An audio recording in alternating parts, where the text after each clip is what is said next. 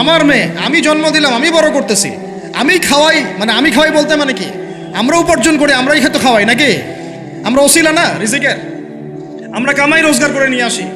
আমি খাওয়াই বলতে বুঝাচ্ছি আমরা কামাই রোজগার করে নিয়ে আসি, আমাদের ভালোবাসা দিই, মহব্বত করি, তিলে তিলে আদর মহব্বত দিয়ে বড় করি। আমার মেয়ে কেমন করে বাইরে যায়? কেমন করে বাইরে যাবে? কোন সাহসে যাবে? আমি বাবা হয়ে বেঁচে থাকতেও কিভাবে যাইতে পারে? গেলে ওকে একদম খাওয়ার বন্ধ করে দিবেন। আমার ছেলে বালেগ হয়েছে, নামাজে যাবে না কেন? যাবে না কেন? যদি না যায় আমি ওর খাওয়া বন্ধ করে দিব। শাসন করতে হবে সবসময়, কিন্তু মিষ্টি কথা চিরা ভিজে না। আল্লাহ পাক কোরআনের মধ্যে হেদায়েত দিতে উৎসাহিত করেছেন, এখানেই আবার আইনগুলো নাজিল করেছেন। মানে সবসময় মানুষকে দাওয়াত দিয়ে বুঝিয়ে সুঝিয়ে কাজ হয় না, মাঝে মাঝে পিটানো লাগে, লাগে না? শাসন লাগে না? লাগে। তো আমরা যদি আমাদের পরিবারের মেয়েদেরকে নিয়ন্ত্রণ করতে পারি, ছেলেদেরকে নিয়ন্ত্রণ করতে পারি, দেখবেন আস্তে আস্তে ইনশাআল্লাহ এটা কমে গেছে। আর যদি এভাবেই গা ছাড়া দিয়ে দেন, আমি বলেছি বেশি দিন লাগবে না, আর 10টা বছর পরে নাউজুবিল্লাহ আমরা আশ্রয় চাই আল্লাহর কাছে, এমনটা যেন না হয়। দেখবেন যে এটা এমন হারে বেড়ে গেছে যে ঘরে ঘরে সমকামিতা ঢুকে যাইতে পারে। নাউজুবিল্লাহ, এই তাদাত, এই সংখ্যা দিন দিন বাড়তেছে। আপনাদের শহরে, আপনাদের এই অনেক অনেক এই যে এখানে আমি অনেক মাহফিল করেছি, অনেকেই আমাকে চিরকুট দিয়েছিলেন যে ভাই এখানে সমকামিতা বেড়ে যাচ্ছে, এই বিষয়ে কিছু বললেন। চিন্তা করেন, ভিতরে ভিতরে এগুলো চলতেছে, হোটেলে হোটেলে চলতেছে। আপনারা ভালো মানুষে যে বসে থাকলে হবে না। এত ভালো মানুষ হতে আল্লাহ পাক বলেন নাই। আল্লাহ পাক বলেছেন সৎ কাজে আদেশ করো, অসৎ কাজে কি করো? নিষেধ করো। এবং আপনি আপনার জায়গায় আল্লাহ বিরোধী কোনো কিছুকে প্রশ্রয় দিবেন না। ব্যাস, সরকার কোথায় যায় যাক, প্রশাসন কি করে করুক, ওটা আমার দেখার দরকার নেই। আমি আমার জায়গা থেকে আল্লাহ এবং রাসূলের বিরোধী কোনো কাজ করব। সিম্পল। এই যে ইতিহাসটা ওরা জানতো না, এই সেন্ট ভ্যালেন্টাইন্স ইতিহাসটা বলো, ওরা জানে? এই যে কত সালে এটা বাংলাদেশে আসছে, ওরা আসলে জানে? কে নিয়ে আসলো? দেখেন, ওটার বললামই, ওটা আনার পরে জেনা, ব্যভিচার, ফ্রি মিক্সিং, বাণিজ্য সব বেড়ে গেল। এটাকে কেন্দ্র করে কর্পোরেটরা এখন বাণিজ্য করতেছে। শুধুমাত্র এই দিবসে, শুনেন, আর এগুলো বলতে চাইনি, আমি বলতে বাধ্য হচ্ছি, শুধুমাত্র এই দিবসে কোটি কোটি টাকার কন্ডম বিক্রি হয়, জানেন? এটা শুধু শুধু কয়েকটা কান্ট্রির পরিসংখ্যান।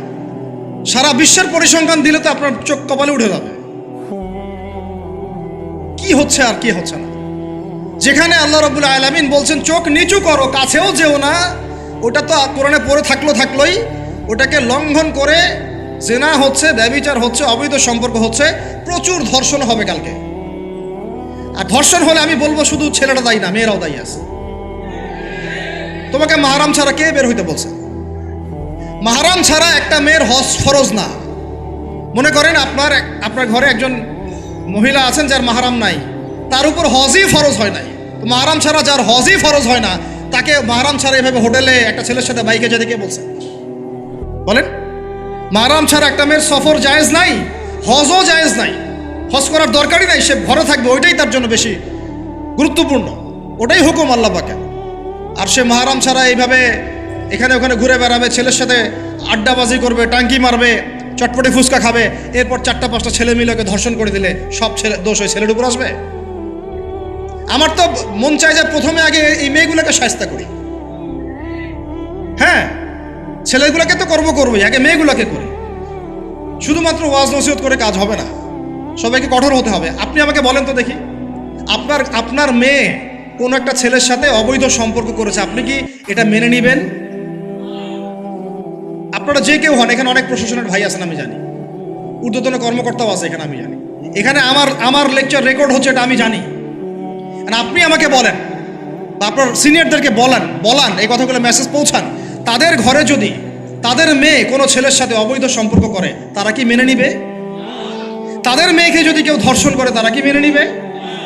আপনার ছেলেটা যদি সমকামী হয়, আপনি কি মেনে নিবেন? আপনার বাসায় যদি কালকে একটা ছেলে এসে বলে যে আপনার মেয়ে এসে বলে যে বাবা আমি ওকে ভালোবাসি, ওর সাথে বিয়ে করার আগে আমি যৌন সম্পর্ক করে ফেলছি, আপনি কি মেনে নিবেন? আপনি যদি জানতে পারেন কালকে আপনার মেয়ে গর্ভবতী হয়ে গেছে, আপনি কি মেনে নিবেন?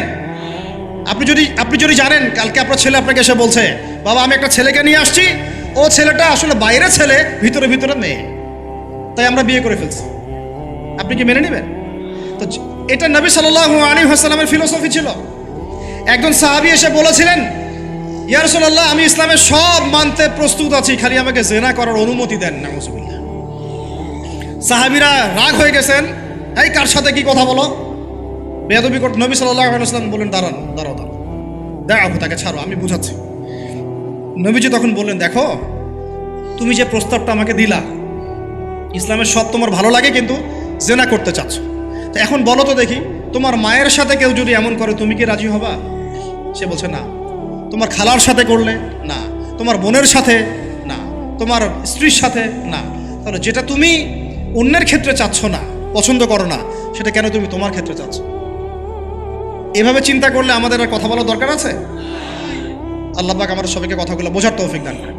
সবচেয়ে বেশি ভালোবাসেন, মহব্বত করেন আমাদেরকে আমাদের রব। কে ভালোবাসে আমাদেরকে? আল্লাহ ছাড়া আসলে ভালোটা বাসেই বাকে। আমরা যে পবিত্র সম্পর্কের কথাও বললাম, এই যে স্বামী স্ত্রীর সম্পর্ক, স্বামী স্ত্রীর মধ্যে মহব্বত, পবিত্র সম্পর্ক, এটা হালাল, বৈধ। আল্লাহ পাক বৈধতা দিয়েছেন, কারণ আমাদের প্রবৃত্তির চাহিদা আছে। এই চাহিদা পূরণের জন্য আল্লাহ পাক আমাদেরকে হালালভাবে বিয়ে করতে বলেছেন। সমাজ বিয়েটাকে কঠিন করে ফেললো আর জেনাটাকে সহজ করে ফেললো। বিয়ে কঠিন হয়ে গেল, এরা এখন বিয়ে করতে পারবে না চাইলে। 21 বছর না, 20 বছর বয়স হলে সে বিয়ে করতে পারবে না। 20 বছর একটা ছেলে আগামীকাল এই তথাকথিত ভালোবাসা দিবস পালন করতে পারবে, জেনা করতে পারবে। কেউ বলার কিছু নাই, কেউ বলার নাই, কেউ দেখার নাই। চলছে, মানে এভাবেই চলছে। সমুদ্রের পানিতে ভেসে গেছি আমরা। একটা মেয়ের বয়স 17 বছর, সে কালকে জেনা করবে। অগণিত মেয়ে কালকে 17 বছরের মেয়ে জেনা করতে পারে, আল্লাহ হেফাজত করুন। কিন্তু এ এখন বিয়ে করতে পারবে না। বিয়ে করতে গেলে সমস্যা। তাহলে চিন্তা করেন, পয়সার এক পিঠ যদি আপনি দেখান, অপর পিঠ দেখতে হবে। এক পিঠে যদি এই সমস্যা হয়, অপর পিঠে কি পড়তে সেটা দেখতে হবে, আমাকে বুঝতে হবে। বিয়ে কঠিন হয়ে গেল, জেনা সহজ হয়ে গেল। আবার বাসায় ধরেন একটা পুরুষের সামর্থ্য আছে, চাহিদাও বেশি, সামর্থ্য আছে অনেক, চাহিদাও বেশি। সমাজে বিধবা মেয়ে পড়ে আছে, তালাকপ্রাপ্ত মেয়ে পড়ে আছে, এতিম মেয়ে পড়ে আছে, বিয়ে করার মানুষ নাই। এখন সমাজে যদি কোনো সৎ পুরুষ একাধিক বিয়ে করে, তাকে সমাজে বাঁকা চোখে দেখা হবে। কিন্তু এই পুরুষে যদি বিয়ে না করে, বাইরে আরো 10টা মেয়ের সাথে অকাম কুকাম করে, তাকে কিচ্ছু বলা হবে না। বলেছি আমি, কোরআন একদিকে, সুন্নত একদিকে, ইসলাম একদিকে, সমাজ, এই সমাজের তাকদির খারাপ। এভাবেই নবী সাল্লাল্লাহু আলাইহি ওয়াসাল্লাম পেরেশান ছিলেন, কিভাবে সমাজের মানুষকে ফেরানো যায়। আজকে আমরাও পেরেশান।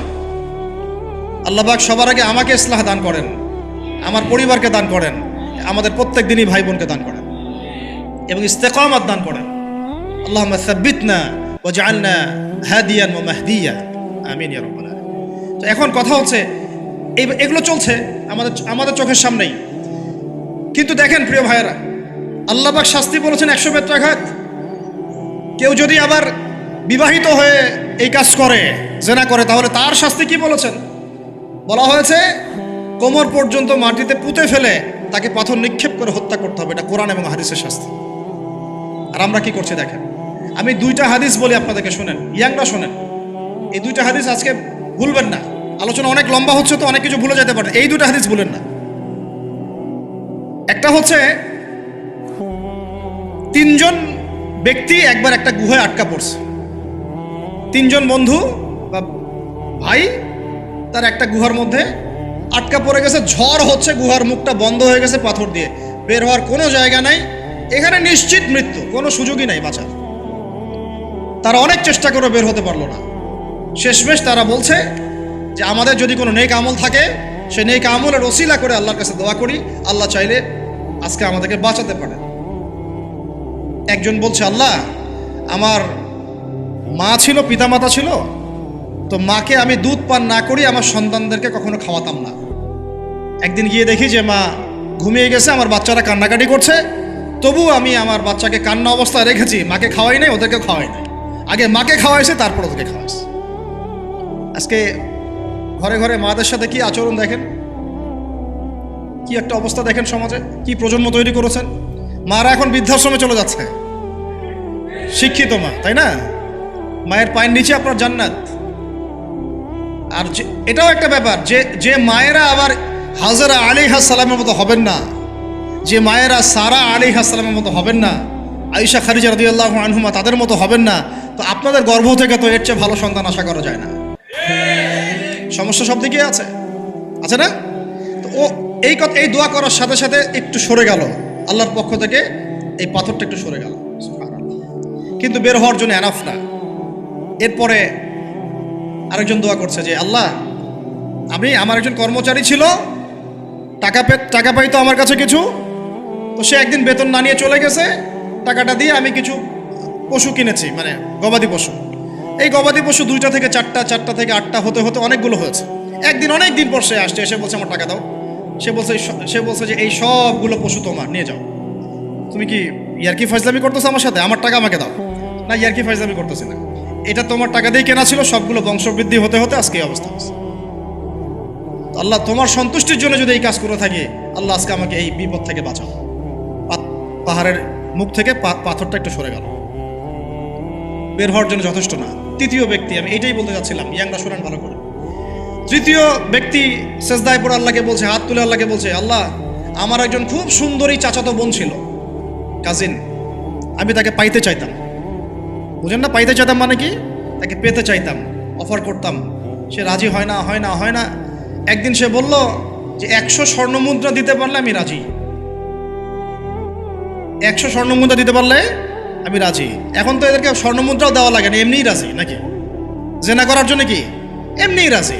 খালি একটু, আসলে সত্যি কথা বলতে কি, একটা মেয়ে যদি চায় যে আমি আমার ইজ্জত ধরে রাখবো, কোনো ছেলের ক্ষমতা নাই সেই ইজ্জত নষ্ট করে।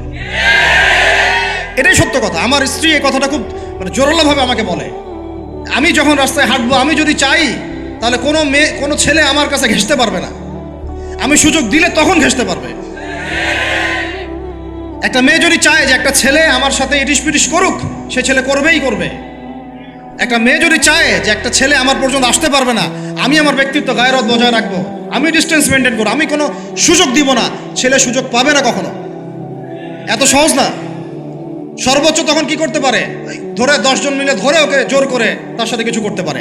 ওরকম কিছু করলে তো আল্লাহর গজব নেমে আসবে। ওই যে সারা আলাইহিস সালামকে তুলে নিয়ে গিয়েছিলেন একটা বাদশা, মনে নেই আপনাদের? সারা আলাইহিস সালামকে একটা বাদশা এরকম উঠাই নিয়ে আসছে। সারা আলাইহিস সালাম সবচেয়ে সুন্দরী মেয়েদের একজন ছিলেন পৃথিবীর ইতিহাসে, ইব্রাহিম আলাইহিস সালামের স্ত্রী। তখন তিনি হাত বাড়াচ্ছে তার দিকে ধরার জন্যে, আর সারা আলাইহিস সালাম তখন বলছে, দাঁড়ান, আমাকে 2 রাকাত নামাজ পড়তে দেন। 2 রাকাত নামাজ পড়ে তিনি আল্লাহর কাছে হাত তুলে বলে, আল্লাহ, তুমি জানো আমি আমার সতীত্ব, আমার ইজ্জত, আমার সম্মান আমার স্বামী ছাড়া আর কারোর সামনে কখনো প্রদর্শন করি নাই। আজকে এই জালেমের হাত থেকে আল্লাহ তুমি আমাকে বাঁচাও। ওইদিকে ইব্রাহিম আলাইহিস সালামও নামাজে দাঁড়িয়ে গেছে। ওই জালেম বাদশা যখনই হাত বাড়ায়, হাত অবশ হয়ে যায়, মাথা ঘুরে পড়ে যায়।